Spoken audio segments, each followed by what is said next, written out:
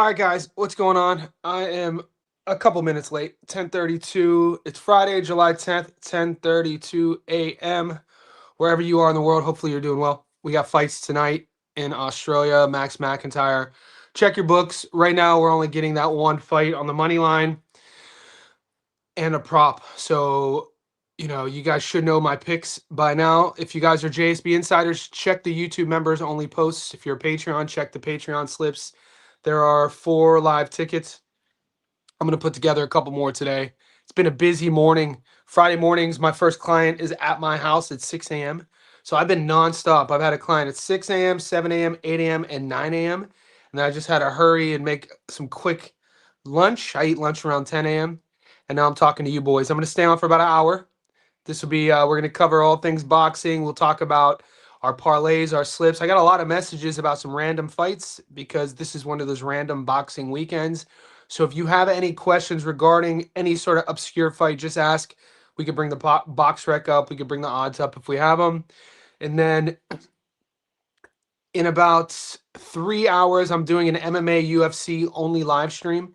So I know the title here says UFC. If you want to talk a little bit about it, you can. But in 3 hours, the second live stream will be all UFC, and that'll be open to anybody in our Discord who wants to come on to chat about it. I got a couple props for the UFC. I got a couple picks. By now, Friday morning in Sydney, you should know who I'm taking. I'm going to live stream the boxing. We'll see if, I don't know how. I guess I'll live stream the Max McIntyre card. It's sometimes, I got not everybody gambles, you know what I'm saying? So I'll have the Max McIntyre card on tonight. So you'll get 3 live streams today. The first one now, the UFC one in a few hours, and then later on tonight, I'll be live for the Max McIntyre card. We need the knockout. If we get that knockout and we get another prop, we got plus money. You guys should know my tickets. Join our Discord. It's a couple bucks a month. The link is pinned there on the screen.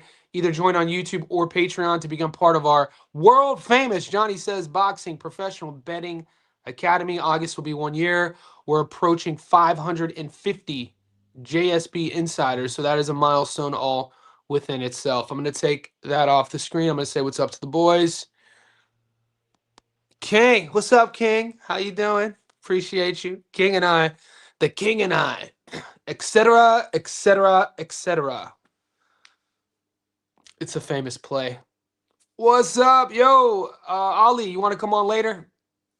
If you're free in a couple hours, I bookmarked it. So if you go to my channel, you can see the link. It's bookmarked and saved. I set a reminder for everybody. The 1:30 p.m. live stream is the UFC live stream. You can jump on. I know Boss Christos wants to jump on. We can have multiple boys on there. Let's make it fun. My last client, so when I'm going live at 1:30 my time, I'm done for the day. You know what I'm saying? So I only have one more client today. By the time we're doing our UFC only live stream, I'm wide open. So I could stay on as long as you want. We could do whatever. So let me know if you want to jump on. Aaron G, Shernika, Sugar Neeks. You're running a risk when we're talking about females knocking other females out. It's a tough fight. She's always going to be in shape. It's a good matchup. The only lady I usually take on knockouts are Auntie Alif. Not really, because she won on points against Tortita in her last fight. But Gabby by knockout's usually the play. What is up, youngin? Moonshot in the house. Guys, go to the Discord. Moonshot shared, I think, at least 4 parlays. And he gives you some options. So it's another benefit of becoming a JSB insider is sharing knowledge, sharing tips, sharing receipts, sharing your tickets, and building a community, creating conversation. And also, our spot is you could give your opinion on fights and not have to worry about getting attacked by people who don't know about fights. Because the only way you're going to get pushback in the Discord is just like here. When I get pushback, it's going to be by facts. We welcome that. So I think that's missing in online boxing communities is sometimes people are afraid to have a voice, even if they have an opinion, because they don't want to have to deal with the comment section. They don't have to deal with the bullying sort of thing. You don't have to worry about that in our Discord. Giselle, UFC is all I'm betting this weekend. Let's go. It's a wise move, bro. When you look at our schedule, the schedule is crazy coming up. We have so many fights coming up. if you go, we have a schedule section in our Discord, but it's just like every hour right now, new fights are getting released, announced. I told you, I did a video a month ago. I did a video June 2nd. It's on my Instagram wall. It's on my Instagram story. It's a YouTube short about Shakur. I was told by an insider a month ago Shakur had already signed with Zuffa, but Dana was going to wait. And, good marketing on Dana. Wait until Conor McGregor fight weekend. Announce that you just signed one of the best fighters in the sport. So Shakur Stevenson has signed with Zuffa. We know Richardson Hitchens is getting ready to debut against Salas. We know Edgar Berlanga is getting ready to fight Bang Butler. There's you got hats off to Zuffa. Do I like Jahil Hackett or Sergey Derevyanchenko? I can make a case for both. Shout out to the 23-year-olds camp, Jaleel Hackett, for taking the fight. I've been told, I think a lot of you guys know, it's no secret, not a lot of guys put their hands up to fight a 40-year-old Derevyanchenko. Not a lot of guys put their hand up to fight a 30-year-old Derevyanchenko. He's just one of these guys that it's a long night at the office. He doesn't have a perfect record. I think he's 16-6. He's never been stopped. He has a stressful style. You got to be on your P's and Q's when you're fighting that guy, and you got to be ready to go into certain dark places. I think it's a great matchup. And off jump, I would side with the 23-year-old, but that's not my official pick. I'm excited for the fight. All right, cool. Before that live stream, I'll put the link in our Discord. Callum Walsh. I don't trust. Yeah, I'm not a fan of Callum Walsh. I don't trust Callum Walsh. You have a good eye, Floyd. I'll pull the odds up in a second. Let's pull it up. And guys, just because Floyd has a good eye. This dude is keen. You know what I'm saying? You noticed that, right? And I knew that somebody was going to notice that and pull me up on it. It's not that I think Callum Walsh is going to lose. It's just that when I'm picking and choosing the long quarterly parlays, I think sometimes it comes down to, we don't have to bet on every fight. And I just didn't want to put them on there. You know what I'm saying? I'll show you those odds.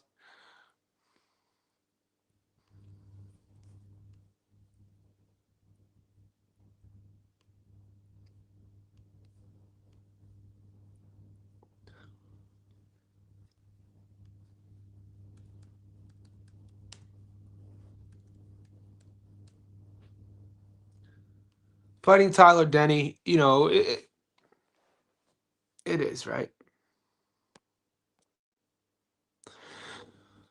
Yeah, I mean, I don't rate Callum Walsh. I don't believe the product that was sold to us by Dana White is who Dana White thinks he is. I think he's going to be found out.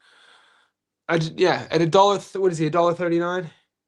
I mean, Tyler Denny at plus 225 is going to make that fight interesting. So I don't use the word locks. When you look at the long parlays, we started doing our quarterly parlays in April. We hit that plus 600. I don't want to say that all the ones that we picked. I think that we have the mind as a group that if we look ahead for 3 months, this is a testament to the knowledge of the game. And this is why I was confident going full unit on the quarterly parlay at plus 600. Because if you give a group, if you give me 3 months of fights to choose from, and I think this is why our community is growing, and it's why we win consistently, is if you give me 3 months in front of me of fights, I'd like to think I could pick 10 of them that are going to win over 3 months. Do you know what I'm saying? So when I'm surveying those 3 months, and these are favorites, these are all money line favorites if you're new to the game. This is our quarterly parlay. When I'm doing that, because I have 3 months of fights that are offered, I could kind of pick and choose risk versus reward. I could kind of say, hey, this guy will win. It will be a tough fight. With Callum Walsh versus Tyler Denny, I didn't feel like I wanted to add him on the ticket. That's my reasoning. What's up, brother? Yeah, so let's pull that up. Mike Ross in the house. Shout out. These odds aren't great. This is the card tonight. If you're in Australia, they're streaming this on Stan. And if you're in our Discord, they're streaming this in our Discord. I will live stream for the fight for at least, because there's a couple prospects I want to see. I want to see Gausha fight. I want to see. There's a couple other young guys fight. Tyler Blizzard's on the card. I want to see him fight. So I'll be live for a couple of those fights, but the odds aren't great, right? We can't, you know, playing Max McIntyre 3% return is not worth it. So what I've done, even the knockout is at 20%. He's fighting an Argentinian fighter who's only 31 years old. He's been stopped a handful of times.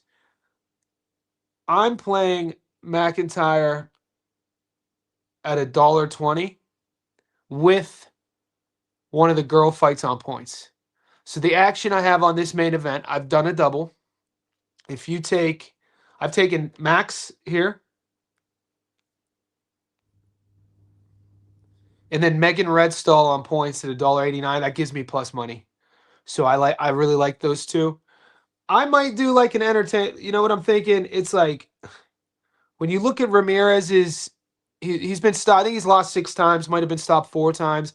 All of his stoppages have been past the 4th round. I might get sexy, just for the sake of having more skin in the game. I was thinking about doing like one of these round bets.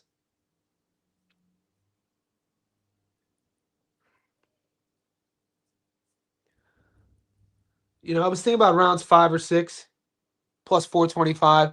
And this is just anybody who plays these. This isn't me saying I know more than you. This is just like when you look, it did take Max 10. This is a 10 rounder. McIntyre's last fight was an 8 rounder. He fought a really tough domestic Indian Australian fighter who's well known on the Australian domestic scene, who's known for being durable and really tough. And he got a stoppage in the 8th round. He was beating him up. His opponent was pretty much a punching bag from round 6, 7, and 8, and the ref kind of stopped it. Right, I've seen enough sort of thing. So McIntyre has this. He has power. He has that type of power to wear you down. He has that type of power to break you down. And when you stop moving, he then pours it on. So I like the stoppage. I like it anything maybe over 4.5. I would take the over 4.5, and I'll sprinkle like maybe $50 on rounds 5 to 6, just for this. You know what I'm saying? So nothing too invested. I do want the double to hit. I did. I'll be pissed if he doesn't stop this guy because I gave this ticket out. So that's what I'm seeing. That's my take on that. And I'll pull up. Did Bet365 give us the Australian card or no?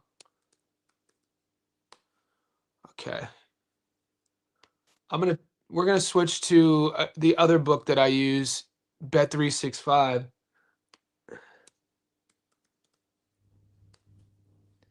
No. So Bet365 isn't even giving us Max McIntyre. So at least we got action. Full transparency, as you guys know. McIntyre by knockout. Megan Redstall on points, pays plus 110. I'm playing it. Not a lot going on in terms of this weekend, but I'm rolling the dice on that double to get us plus money, and I like it. I think Redstall is the A side. I think she can win the fight with a jab. Her opponent doesn't have power. She really doesn't have power. I like her skill set a bit more, and with those odds, I think she's $1.68 on the money line, and I think if you take her on points, it's like $1.80. So if you pair the $1.80, if you want to get plus money with the Max knockout, we're in plus money. So this is one of those weekends where we're, archaeologists. We're digging through a dig site and we're finding what we're looking for. So that's my take on that. Okay. Callum's speed on his counter is going to be a problem, and he's from Ireland. I think Tyler Denny did good versus Slitter, but I'm leaning Walsh. Yeah. Walsh is the favorite for a reason.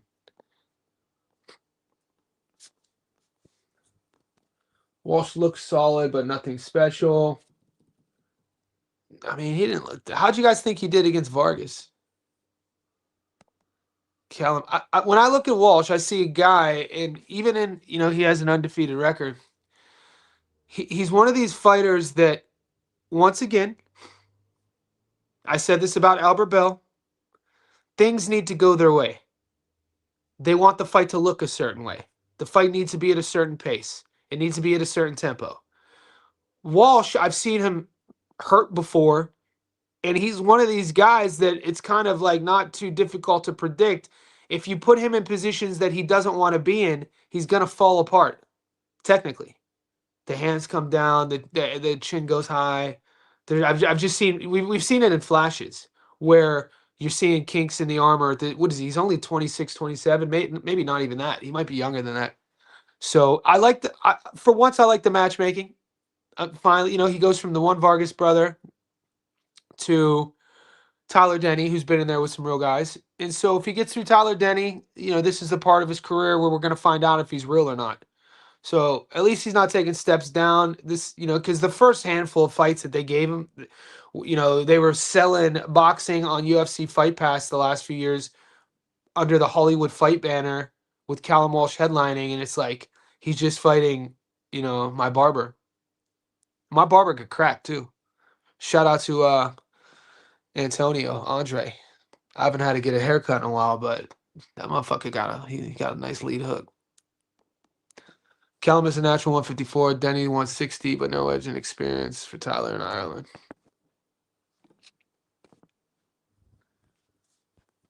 Callum fight goes. Damn, we're on the Callum fight. Let's go, boys. I didn't realize that.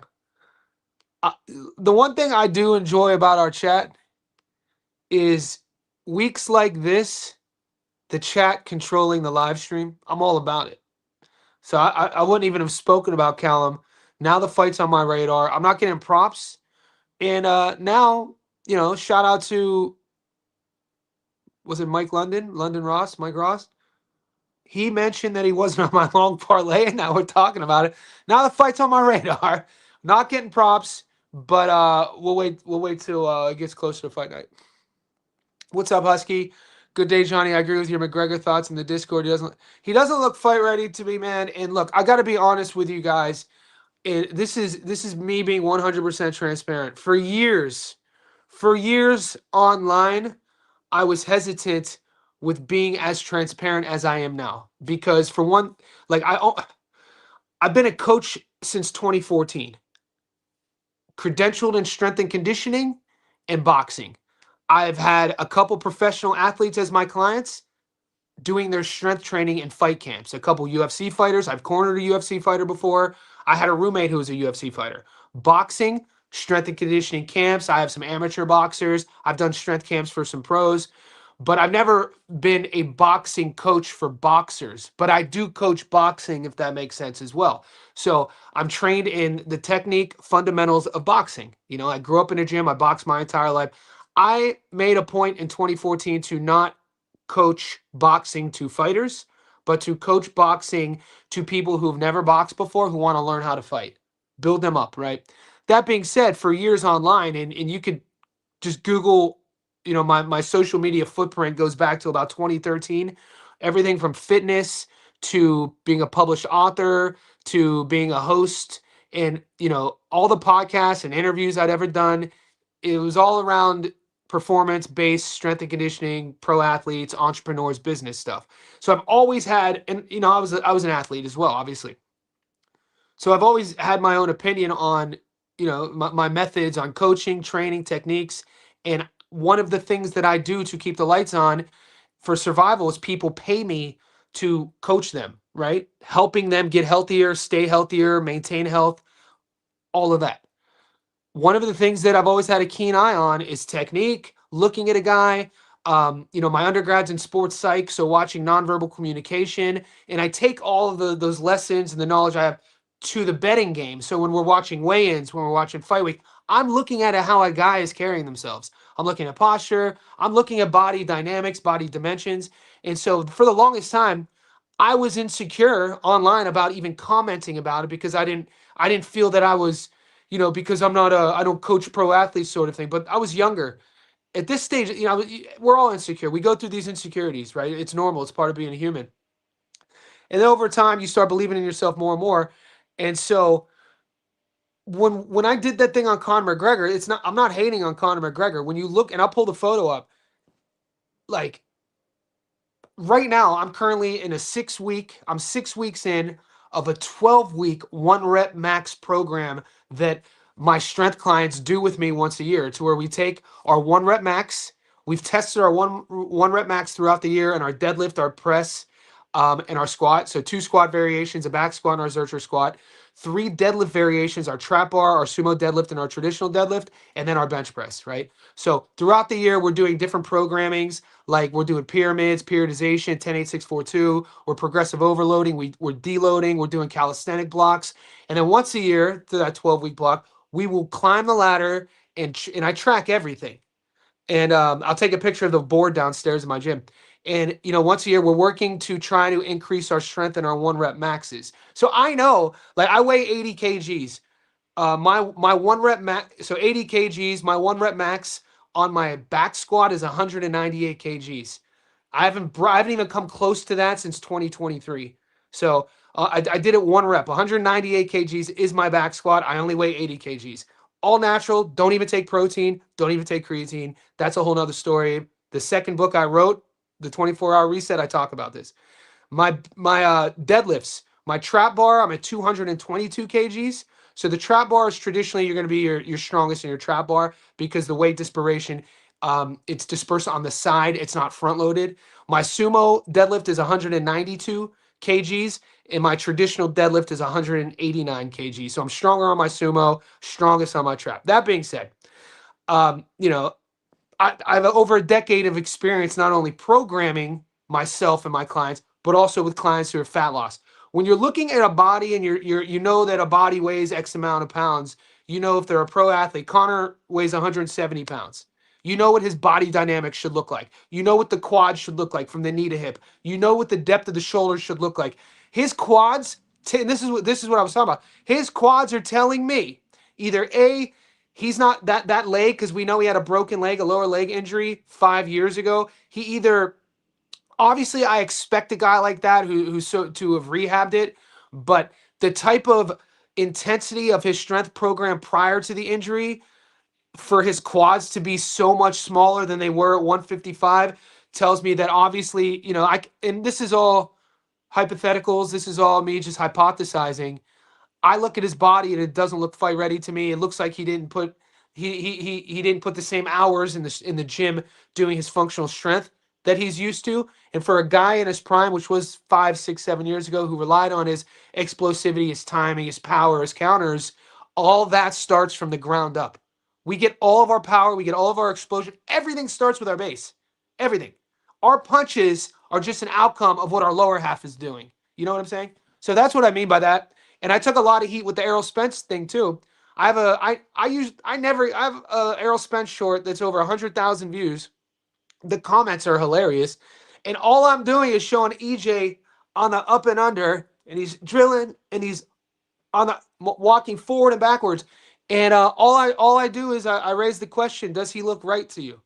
I don't say he looks. I just said he looks off. And people don't, I'm looking at, when I'm saying he looks off, I'm looking at his transitions of as he's going up and under and then he's punching. Are there pauses in that movement? Are there sections in his movement that the fluidity isn't connected? And I'm seeing a lot. I'm seeing a lot of lethargy in his movement. I'm seeing a lot of sort of, and granted, he's not sprinting doing it, but there's a certain pace that you're looking for. And he looked off to me. Like when you watch him when he was younger, obviously it's a different thing. But the thing that he hasn't changed is if he's bringing that same Errol Spence style that made him the king of 147 at this stage of his career, and he hasn't changed anything. Nothing about that marauding southpaw style. Jab, jab, jab, get hit, work the body, and bully you. I think he gets stopped. I do. I think he gets stopped. So, yeah.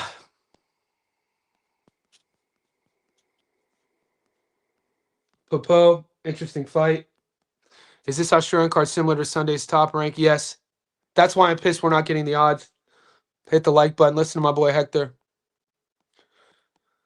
Great question. Who do I want to see Mason fight next? This is an interesting one because we're still dealing with a 22-year-old kid. We're still dealing with a kid who's developing. Every time we watch Abdullah fight, for at least the next few years, we're watching a kid who's growing. We're watching a kid who's leveling up.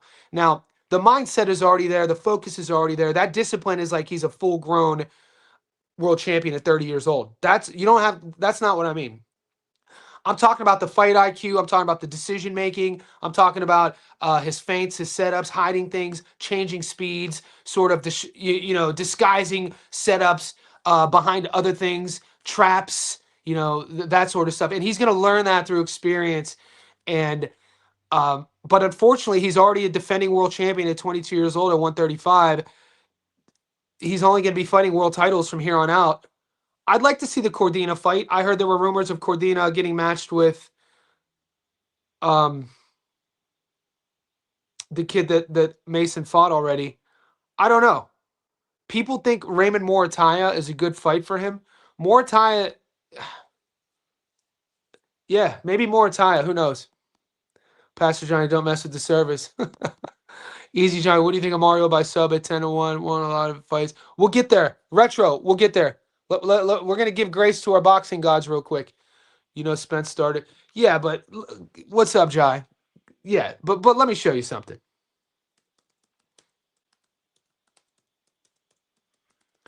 All right, this is what I didn't want to do. I mean, I'll show you what I mean. And he's not wrong. Jai's not wrong.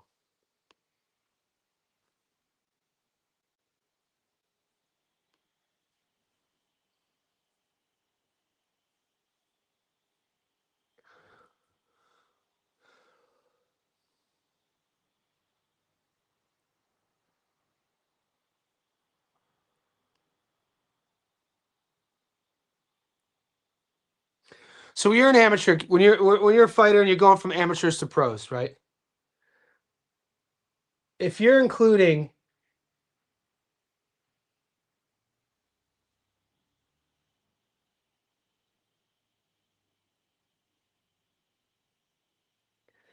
I'm not when I talk about when we talk about Errol Spence, he's not a junior middleweight. I'm not including the 4 rounders he did coming out of the amateurs. It's not a secret that as a pro, he fought his entire pro career. 4 rounders. If you want to nitpick and say he fought at 154, I mean 149, 144, 148, 146.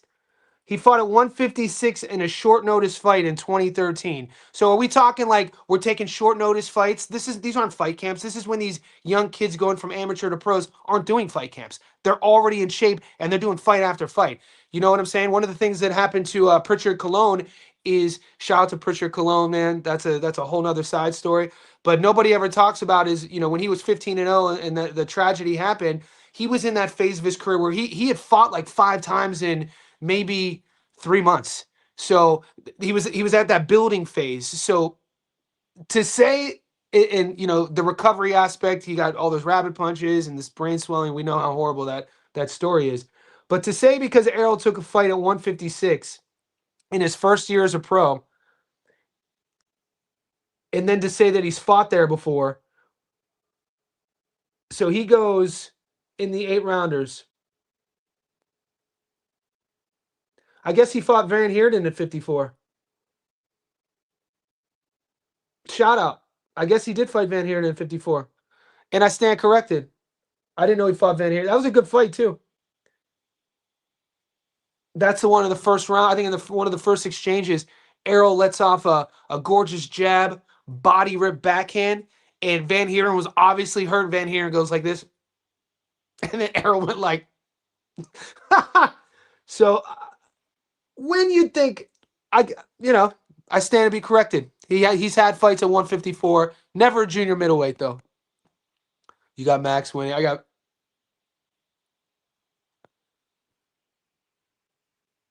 Well, they're not fighting. Max Holloway is fighting Conor McGregor. Does Shu have a chance against Sumabong? I don't think so. Sumabong A side.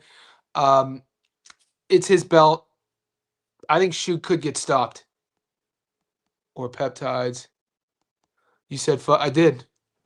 Yeah, I said fuck breakfast in the book because metaphorically, where a lot of people get confused with food, where they get there's a lot of misinformation with food.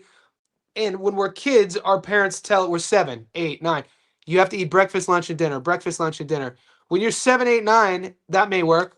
When you're 18, that might work. When you're 40, eating breakfast, lunch, and dinner, the idea that you never question, should I really be eating this much? So it's more about questioning what has always been said and figuring out what's right for you. Just because something has always been done or told you it has to be done this way doesn't mean it's working anymore and doesn't mean it's right for you.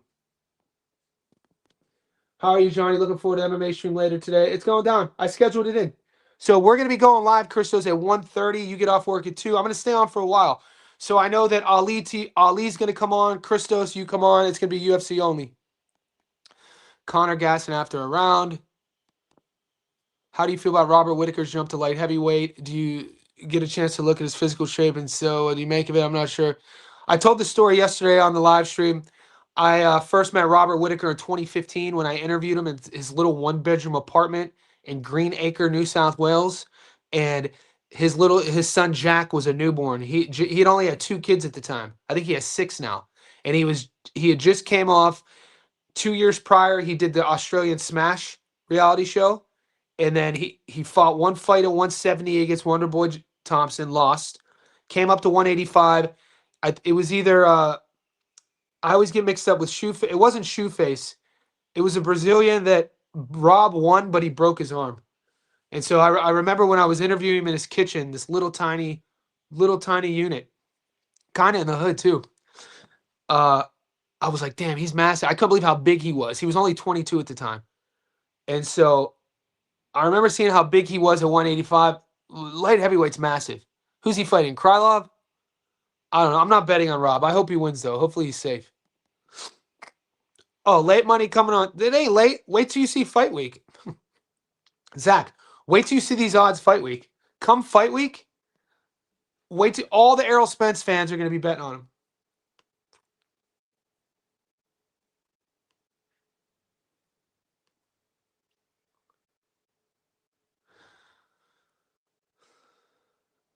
No, I disagree. Money's coming on Tim. Yeah, so I have receipts to back that up. There's no money's actually coming in on Zoo. Because I got Zoo at plus 185. He's only at plus 120 now. But I do expect with all of the crazy, rabid Errol Spence Jr. fans, money will come on Errol. So if you're an Errol Spence Jr. fan and you think he's going to beat Tim, I would put that money in now. Because I think because there's more American Spence fans casually than there are casual Tim Zoo fans. There is sharp money though, so I'm not saying the bettors are going to follow this trend, but Errol's one of those boxing fighters in his prime who broke through to like pop culture sort of thing. So I think come fight week, Errol's probably going to drop to maybe $1.50, $1.45. So if you're on Errol, I would probably predict take him now at $1.70.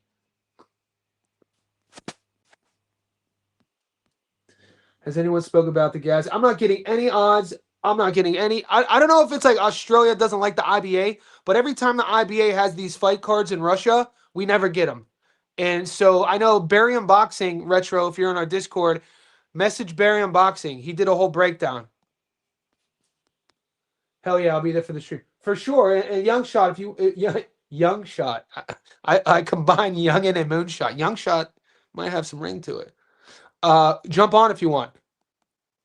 Is there live betting on MMA? Is there live betting on this MMA card? So the MMA card is on Sunday. There is live betting on Sunday. I'm doing an MMA live stream here in 3 hours to break down all the fights and talk about the odds and tell you who I'm taking. What's up, Harley? Evening, Johnny. Good to catch live. Make that money, Harley. 247. Nice. We're working together then. We're working together. Wow. Yeah, old Shoeface. What was it? It was either Shoe or Antonio. I'm sure you guys will look.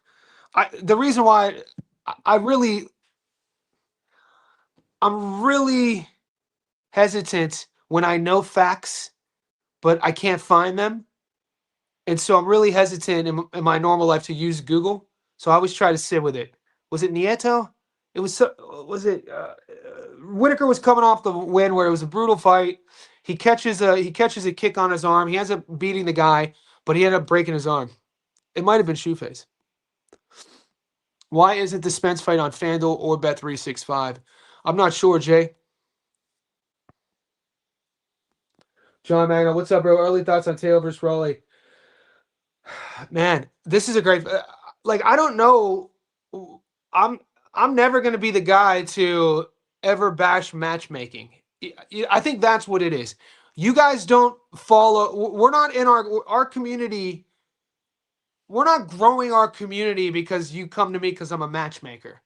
Do you know what I'm saying? So, with that being said, I'm never gonna kind of vehemently disparage matchmaking. We're betters. We make our money betting. So the matchmaking's not my side of things, right? So when I see I get excited about anything. I'm a hopeless optimist. Do you know what I mean? Like, I'll find positivity during a dark, rainy day.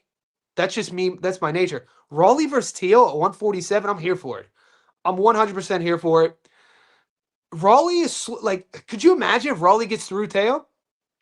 You know, he's already a two-division world champion. He would have then defended against Teo. I think Teo was at his best maybe when he was 21, 22 years old, relying on all that amazing athleticism and his intuitiveness, flashiness.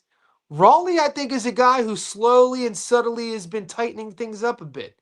You know, we know about the power. He showed us against Ryan that he's able to win on points too. He showed us against Ryan, he's able to domesticate you with power, which he did, and then win a fight on points.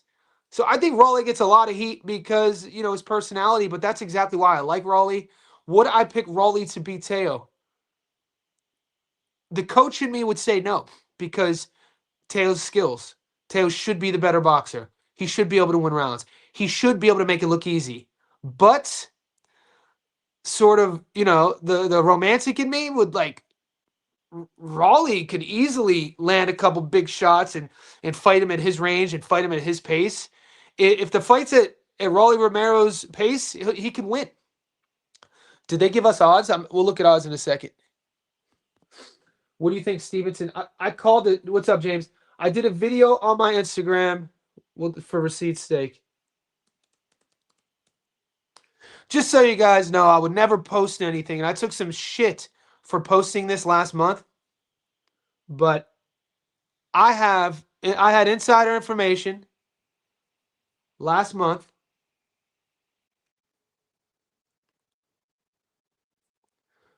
So much so to where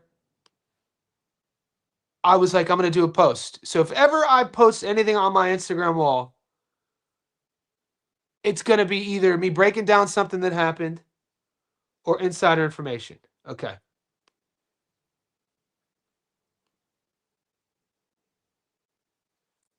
Presenting facts. Wow.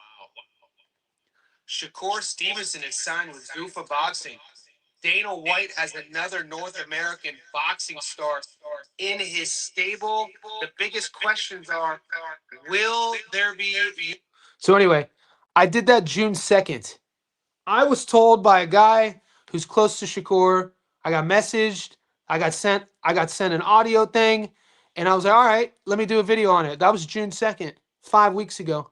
And people were messaging me, you know, why are you doing fake news? I was like, bro, just wait.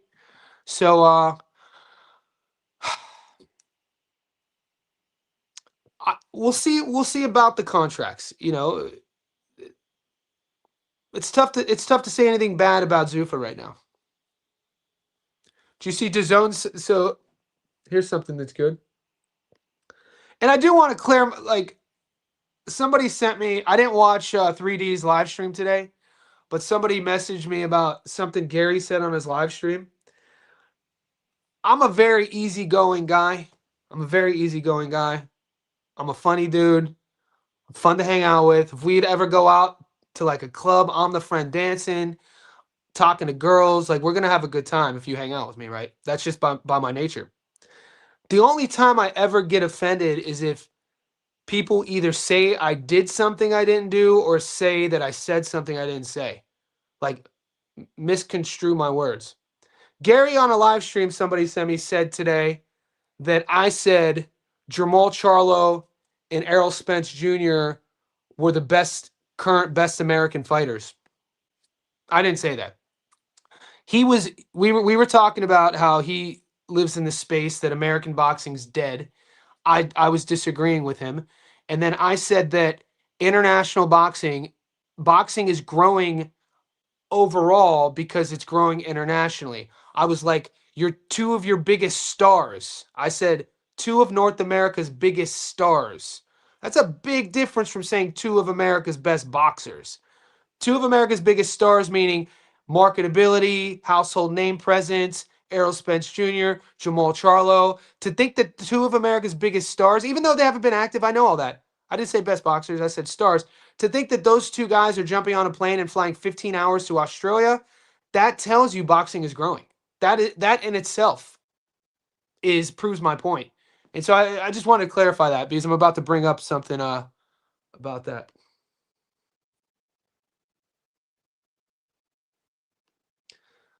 Bro, he does not look good, dude. This is a hard 37.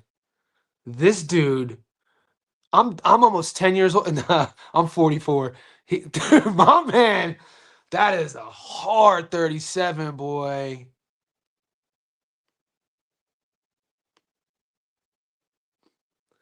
All right.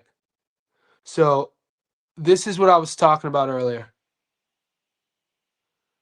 So Connor at 155 on the left, Connor at 170. You could see the atrophy in the quads. You could see the depth in the quads, the difference. They should be bigger at 170. What that tells me, muscle atrophy, obviously not training like he used to train. And then you look at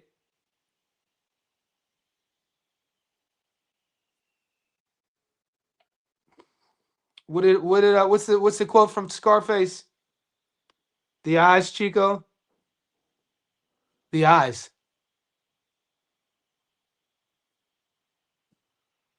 Like,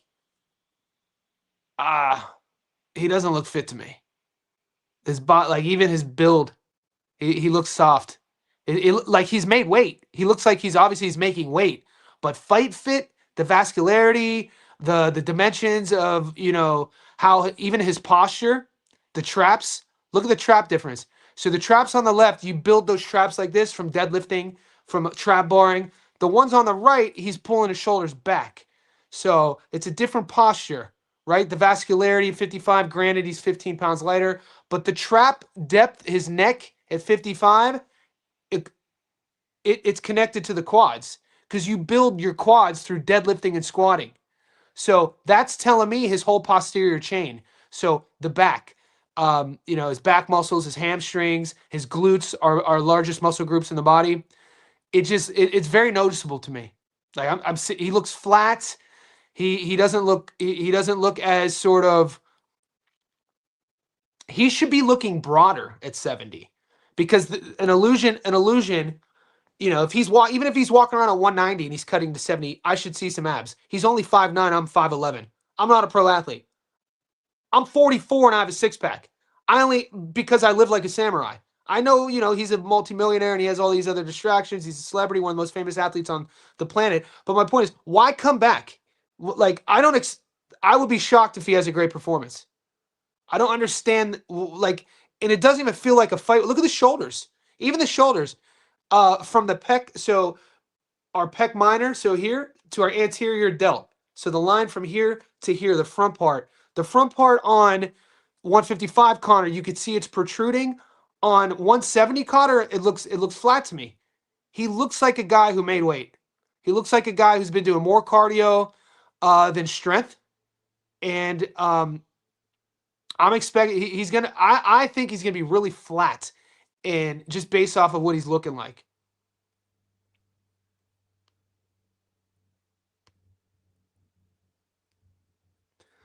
These are if you guys want a good laugh, go to my YouTube shorts and read the comments on this short.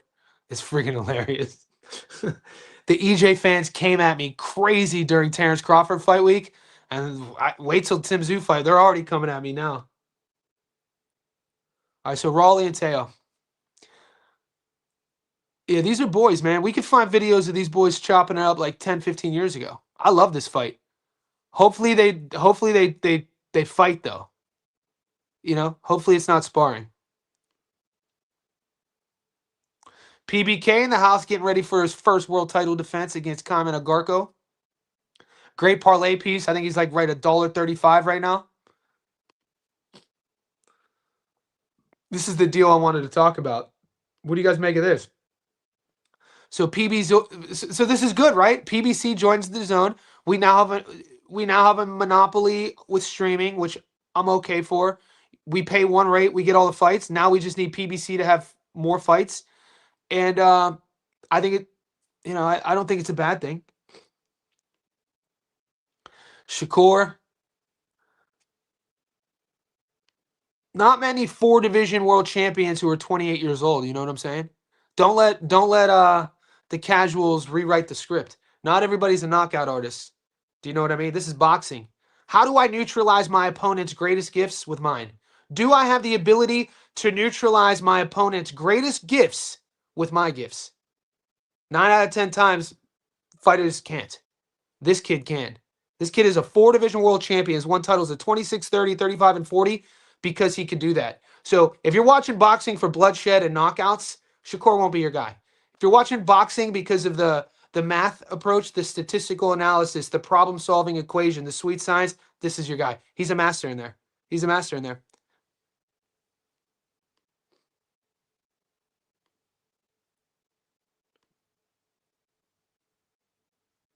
That's Max McIntyre. He's fighting tonight, the main event in Australia. So this goes down soon.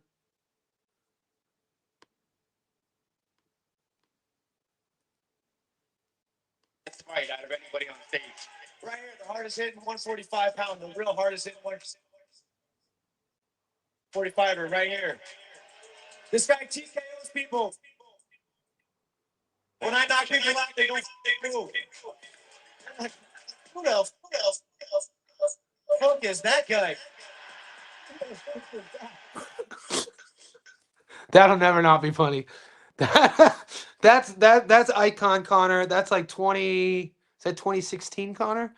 That's peak Conor McGregor. Who the fuck? And at the time, Jeremy Stevens was a legit knockout artist. He totally just. What do the young kids say? Mogged on him. Am I using that right?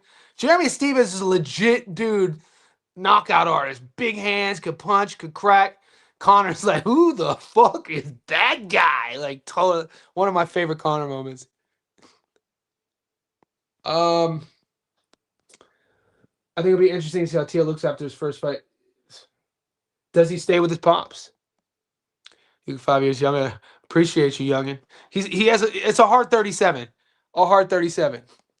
Johnny, I think all boxers in the Spence era, Cook, Thurman. Bro, we get old, Hoover. We get old. And this is a shout out to all the young bucks who are watching. And I'm not trying to be preachy here, but coming from a guy my age who does what I do, who lives a life a certain way, I don't never drink. If I want to drink and get messed up, I'll choose to do that. Obviously, those times in my life are few and far between. When I was in my 20s, I was a savage. But you have to live your life a certain way when you're younger. I mean, I've always been healthy. You know what I'm saying? I've always been active. You know, not knowing why. My whole thing when I was in my 20s is like I'm training for something. Like, but in my head, after baseball was done and I was no longer good enough to play at the pro level in baseball, my mindset was I have to stay in shape in case something messed up happens to me. I have to be 100% tip-top healthy in case I get a sickness. I have to be 100% tip-top healthy if somebody tries to rob me, if somebody tries to jump me, if somebody tries to steal. So my mindset, my whole life, it's kind of crazy. That's kind of how I'm wired. It's like I always have to put myself in a position to be able to defend myself at the highest level if I need to be. And that's what kind of is my underlying motivating force for, eating, taking care of my body and my mind is like, I don't want to ever be vulnerable if I need to be highly functional. Sounds pretty crazy, and it's not that difficult to do. But like, you'll never see me hammered in public. You'll never see me drunk in public. You'll never see me without my faculties. You'll never like I'm not. It's all. There's certain rules to live by. I feel as a man, and some of those are like the top of my list. Holloway is damaged good. I think we're all are there parallels with Holloway and McGregor and Zoo and Spence? There's parallels, right? Holloway, Holloway is just operated a little bit differently. He's damaged goods, but it's damaged in the best way. He's a damaged samurai. Do you know what I'm saying? Max Holloway as a kid, I remember watching when he fought. He was 20 years old, and he fought. I had him on my podcast like 5 years ago. He's a 6'3". When Max was 20, he broke through and fought a 6'3" white kid at 135. Rup, I can't think of his last name. So I remember Max's first fight, and just to totally watch him evolve and turn into the savage and legend he is. So he's damaged goods, but mate, in MMA he's damaged in the best possible way. Connor's damaged goods a little bit different. You know what I'm saying? Max is a joy to watch, though. How he's, if you had a son, you really. Do you remember when Max became a champ, and he had little Max? What happened to his son? Remember when his son was all around the UFC? It was when he first became a champion, and his little son would do the media with him, and he would do the interviews with him, and then he probably like as a wise parent was like, you know what, I don't want to expose my little son to all these crazy people. But we literally watched Max grow up in front of us. So I agree. He's been in wars. It's his fight style. What are we gonna? Who knows what we're gonna see? Shakur boxing style will keep. Yeah, it's a smart style, man. It's a smart style. It's it's how though not. It's a smart style, but I don't want to undersell it. It's not like we could have a room of 107-year-olds. Let's say we have a room of 107-year-old kids, and they want to learn and they want to become a professional boxer.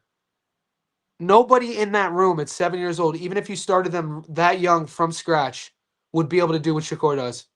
So it's not like one of these things. He was like, I want to have a long, I want to, fight a certain way to preserve my faculties. He says that now, but I think it kind of was like, hey, I'm really good at certain things. I have world class skills in certain areas. I'm going to fight a certain way. Would a big slugging puncher, like, would a guy like, Arturo Gotti, when you watch Arturo Gotti's training tape, and I challenge any of you guys to do it, watch Gotti in the gym in fight camp. Gotti in training camp versus Gotti under the lights are two different Arturo Gottis. Arturo Gotti in training is a beautiful fighter. Great footwork, slick, great hand speed, great defense, could fight off the back foot, pretty on his toes. And you'd see flashes of it in his fights, but he was one of these guys that when he would get touched, he couldn't control the dog that ended up making him kind of sort of an icon. But not, he was a very, very skilled guy. Not in Shakur, not everybody, you know, he's a very disciplined guy to be able to stick to that style. So I think people underrate Shakur. I think the only way to fully appreciate Shakur is to learn how to box. You know what I'm saying? Like, learn how to box. I heard people calling him a runner or calling him a bitch. Like, any guy and anyone to call Shakur Stevenson a bitch is crazy to me. Is crazy to me because if you ever got your hands wrapped and developed your skills and learned how to box, and you started sparring, and you started boxing, and you started getting hit, and you started learning what you're good at, and then you do all that, and then you watch Shakur do that, you would be in awe. You'd be like, fuck, dude, like it blows me away. Do I like big punchers? Yeah. Do I like body punchers? Yep. Do I like sluggers? Yep. Do I like swarmers? Yep. Do I like counter boxers? Yep. I like all of it. Shakur is the best at what he does. It's the part of the world you're from, the mindset on point always. Appreciate you. Northeast Ohio, man. I can't be. Do you think Bud would have beat Floyd at Ford? This is another crazy thing, man. Floyd, guys, when is the last time you boys looked at old Floyd? I was watching old Floyd tapes. You know, you could kind of cut his career in twos by the nickname, which is kind of true. When he came out of the amateurs from the 96 Olympics, I think he had about 20 fights. And after his a couple of those, they started calling him Pretty Boy. He used to punt. He would be so aggressive punching. You could see. I was watching the fight in which his only time he'd been knocked down, but he kind of took a knee because he broke his hand.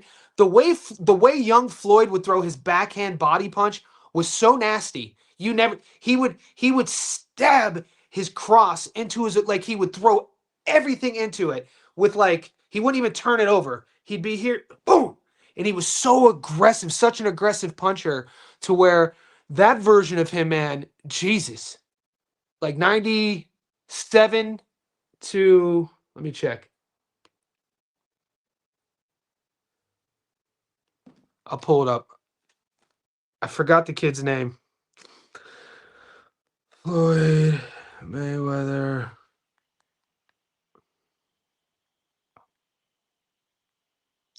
Knockdown. Would Bud beat him at 47? It's tough to bet against Bud. You know what I'm saying? How do we bet against Bud? How do you bet against Floyd, though? Carlos Hernandez. I think, I got to be honest with you. I think Floyd in his prime, I would take Floyd. I would.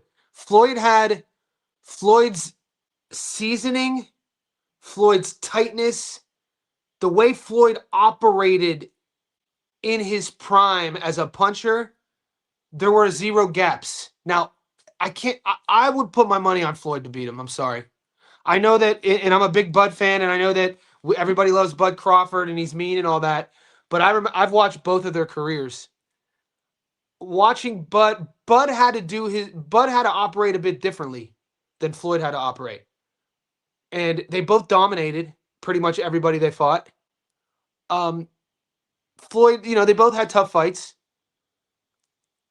It's hard to say anything bad against Bud because what he did moving up from 35 to 40 to 47 to 54 and 68, 5 division world champion. What are we talking about? When people say is Errol Spence Jr. a Hall of Famer, the one thing it's hard for me to say maybe he's not is that usually with Hall of Famers, you would look at guys who are multi-divisional world champions. EJ's only won one at 47. So let me show you this real quick.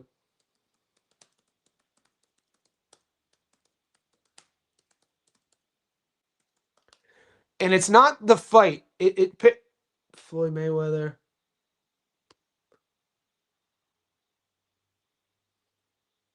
All right, pay attention to how he's punching. So watch how Floyd is punching. I think it's this fight. Yeah, it's this fight.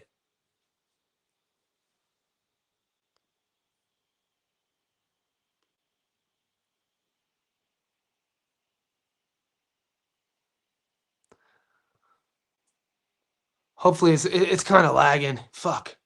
But if wherever you are in the world, when you have time, watch the Carlos Hernandez Floyd Mayweather fight. This is a young Floyd, and pay attention to his punch angles and how he throws his.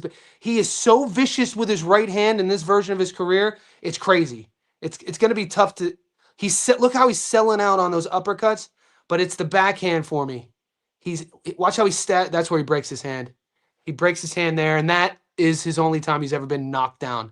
But he broke his hand, took a knee. They call that a knockdown. But the highlights to this fight are insane.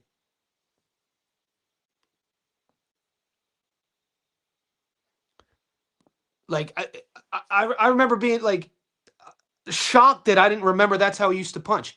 He would stab. It was like he had and maybe it was like a Kronk boxing thing, a Mayweather thing, from those Detroit days. But he would like stab it. It was crazy. He'd get you. He'd feint you. He'd get you biting. Boom, and then just and no wonder he would break his hands. And he did it with such ferocity. He was freaking aggressive.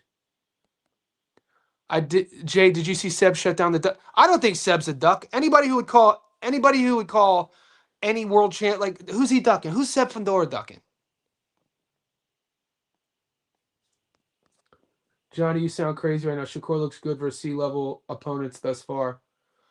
Uh, I can't. I'm not. What's up, shiny suits? I'm not trying to make. I'm not trying to prove anything to you, though. You know what I'm saying? That's your opinion. It's my opinion. Sea level opponents, say what you will. A guy who's that talented like Shakur Stevenson will consistently have the goalposts move back. I have a really educated and researched Discord, and there were at least 30% of the people thinking Teo was going to beat him, and he just beat him easily. Same thing with William Zepeda. They thought the swarming style was going to beat him, and he beat him easily. I remember when he was fighting, I think, a Jamel Herring, and it was like a 50-50 fight, and he stopped. Like, people are going to continue. He's that good, and we've seen this. The older you get, if you're old like me, they did this with Floyd. They did this with Bud, the resume thing. If you're that good and you're that dominant, people are going to say comments like this. He fights C-level competition. So, I mean, then it's a boxing issue. If you're 28 years old and you're a four-division world champion, and you're fighting C-level competition, it's a boxing issue then. I'm not really looking at his opponents though. When I'm judging a fighter, I'm judging the results. I'm judging how they operate.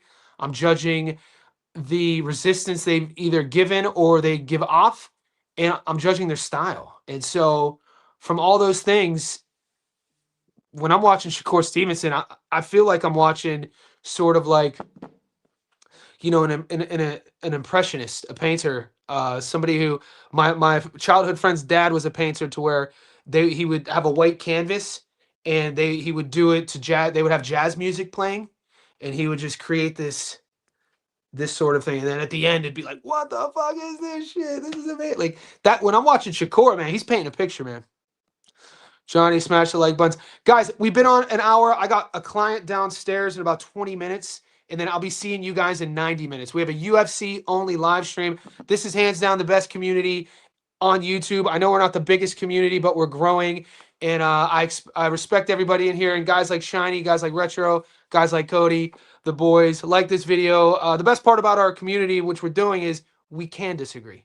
We're not gonna. It's healthy to disagree. I understand why folks don't like Shakur. I get it. Sometimes the flat performance against Edwin De Los Santos, and I'm not going to stand here and tell you that was a great performance. The performance against when the boys were leaving, he went home to Newark and guys were leaving the fight. So there have been these moments, right? And so the beautiful thing about our sport, it only takes one viral knockout to get everybody to forget. That's why I always say, "What have you done for me lately?" Could you imagine Shakur's first fight, uh, viral knockout? That's what he's missing. Not a Josh Padley knockout. I'm talking put somebody in there like a dangerous guy and let Shakur stand in there with him. That'll change the whole narrative. What have you done for me lately? Terry Lance, my guy. Shout out to Terry Lance. He's a real one, professional fighter here. I'll see you guys soon.